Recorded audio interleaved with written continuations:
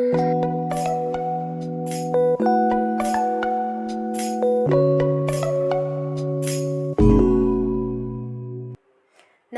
Friends.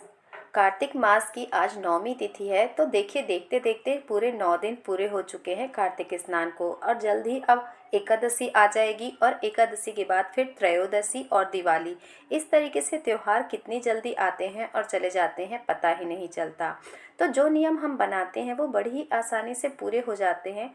जब हम उन्हें शुरू करते हैं तब हमें ज़रूर लगता है कि हम ये सब कैसे पूरा करेंगे।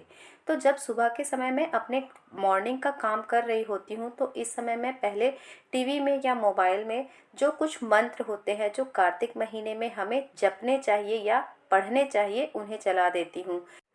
जैसे कि विष्णु सहस्त्र नाम, श्री सूक्तम, या कनकधारा स्तोत्र, या गजेंद्र मोक्ष का पाठ। ये सारे पाठ हमें नित्य पढ़ने चाहिए, पर क्योंकि हम पढ़ नहीं पाते हैं, तो सुबह के समय जब ये मंत्र हमारे घर में गूंजते हैं, इनकी जो ध्वनि और वाइब्रेशन होती है ना, उससे हमारे घर की जितनी भी नेगेटिव एनर्जी होती है वो ख़त्म हो जाती है। तो इसलिए सुबह के समय इन मंत्रों को आप अपने घर में ज़रूर चलाइए। तो आज है बुधवार और इसके बाद कल है गुरुवार। किसी फ्रेंड ने मुझसे पूछा कि क्या हम गुरुवार को तुलसी में जल दे सकते हैं। तो हाँ, मैं अपनी बात बताती हूँ कि मैं गुरुवार को तुलसी माता में जल देती हूँ। सिर्फ मैं एकादशी के दिन और रविवार के दिन तुलसी माता में जल नहीं देती, और उनको सिर्फ दीपदान करती हूँ उस दिन मैं। और जो एकादशी का दिन होता है उस दिन तुलसी जी में मैं भोग भी नहीं लगाती, क्योंकि ऐसा कहा जाता है कि उस दिन माता तुलसी का व्रत होता है।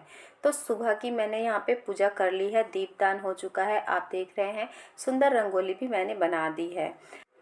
और जब आप तुलसी पूजन करते हैं सुबह के समय में, तो अगर आप चाहें तो आपके घर में लड्डू गोपाल या शालिग्राम हैं, तो उन्हें तुलसी माता के पास ले जाके पूजा कर सकते हैं, या एक छोटे गमले में अगर आपने तुलसी माता लगा रखी हैं तो आप उन्हें भगवान के पास लाकर और फिर आप पूजा कर सकते हैं सुबह के समय में।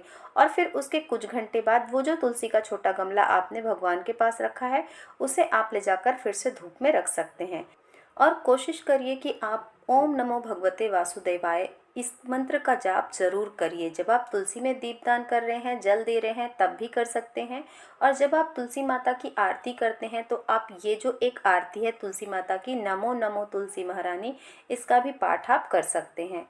कुल मिलाकर बात यह है कि आप इस महीने में जितना ज़्यादा से ज़्यादा मंत्र जाप, दीपदान ये सब करें, उतना पुण्यदायी होता है। इस दिन कहा जाता है कि कार्तिक के महीने में अगर आप किसी नदी या सरोवर में जाकर दीपदान करते हैं, उसका भी काफ़ी महत्व है। और इस महीने में आकाश दीपदान भी किया जाता है। तो अगर आपको जानना है आकाश दीपदान किस तरीके से किया जाता है, तो मुझे कमेंट करिएगा। मैं आप लोगों के लिए उस पर भी वीडियो बना दूंगी कि मैं आकाश दीपदान किस तरीके से करती हूँ। सुबह की जितने भी पूजा और पाठ होते हैं उन्हें कर लेने के बाद मैं कोशिश करती हूँ कि घर में जो चीज़ें इधर उधर बिखरी हुई हैं उन्हें समेट दूँ, लिविंग एरिया को ऑर्गेनाइज कर दूँ। ऐसा इसलिए क्योंकि घर का जो वातावरण है वो तो इतना पॉजिटिव रहता ही है, क्योंकि धूप की खुशबू आती रहती है, मंत्रों का जाप चलते रहता है। मैं सुबह के समय दामोदर अष्टक भी सुनती हूँ। अगर आप पढ़ सकते हैं तो पढ़ भी सकते हैं, और अगर आप चाहें तो सुन भी सकते हैं।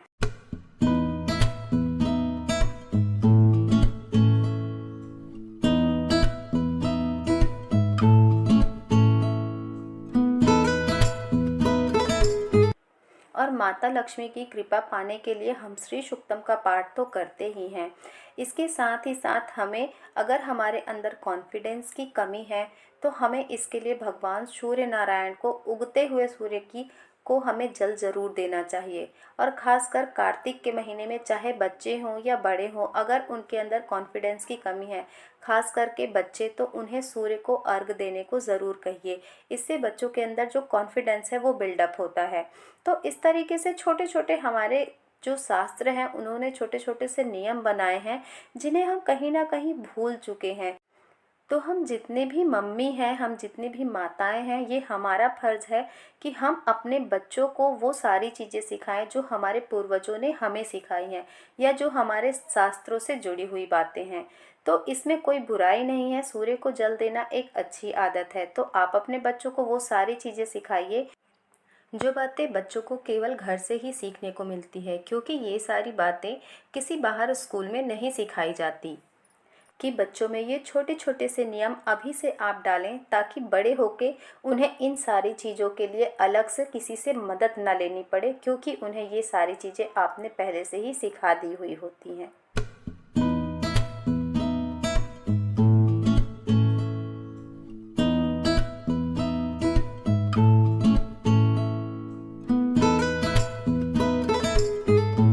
और दिवाली की जो क्लीनिंग है वो तो हो चुकी है, अब करना है घर को डेकोरेशन और ऑर्गेनाइज।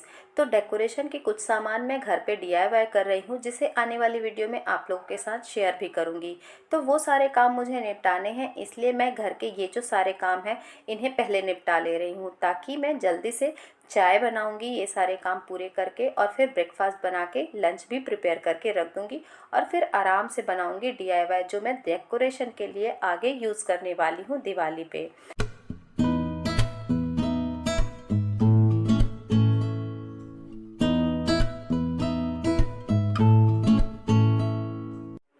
और अगर आपको कोई मंत्र या कोई श्लोक संस्कृत में पढ़ते नहीं बनता, तो आप उसे हिंदी में पढ़ सकते हैं। आपको उतना ही फल मिलेगा जितना आपको हिंदी में पढ़ने पे मिलेगा, उतना ही फल आपको संस्कृत पे पढ़ने पे मिलेगा।